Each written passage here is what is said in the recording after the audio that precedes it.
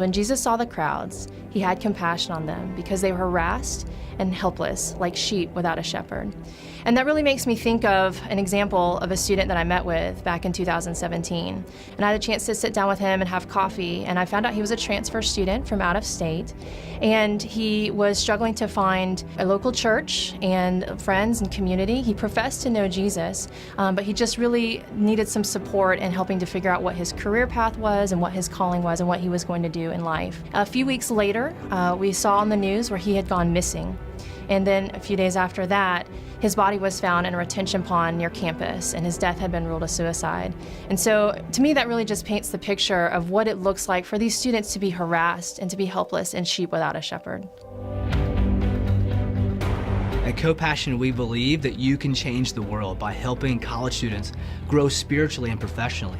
And the thing is that college students are struggling, but there is a great opportunity and great potential for companies, for Christians in the marketplace to stand out and to do something about this, and simply by doing ministry by the way they hire young people. Internships are so important, for college students because this gives them really the first opportunities to use their skills. They connect with people for the first time. They build a network often for the first time. They know that people care about them. They're pointed in the right direction. They're given resources. A lot of times a young person just doesn't even realize the kind of resources that are available. So they have to be connected to somebody that can point in the right direction. Some of the concerns that companies have with hiring younger talent, probably the work ethic that they may bring, the experience that they may lack, and just the unknowns that come with hiring someone who does not have a lot of previous experience. These concerns can be overcome, though, really by the right heart for ministry first. The second thing is really making sure that you set aside the right work to be done for a young person, and to make sure you do your homework to hire the right person. But when you hire younger talent, they bring productivity, innovation, they increase employee morale, energy. Oftentimes, if they're involved with campus ministry, they bring that ministry into your company as well.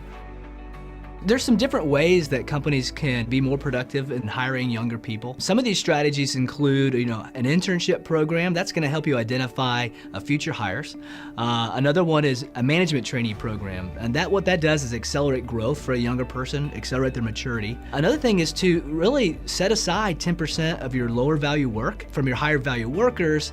And that can do a lot. And so one way to do this is to get together with your team for about an hour and identify some of that lower value work that needs to get done. Turn that into a project plan. Take that project plan and then put it into a job description with a 90-day window. And while your team is still together, do that ideal candidate profile that's described in the 5 attributes, along with some predictive hiring methods, and you've got a great template for bringing in the right people to get the right work done. Right after Jesus describes them as sheep without a shepherd, he reminds us that the harvest is plentiful, but the laborers are few. And he asks us to join him in prayer and ask the Lord of the harvest to send out more workers into the harvest. And so we're asking the body of Christ in the marketplace to join us, to be a part of that ministry of hiring young people for a higher purpose.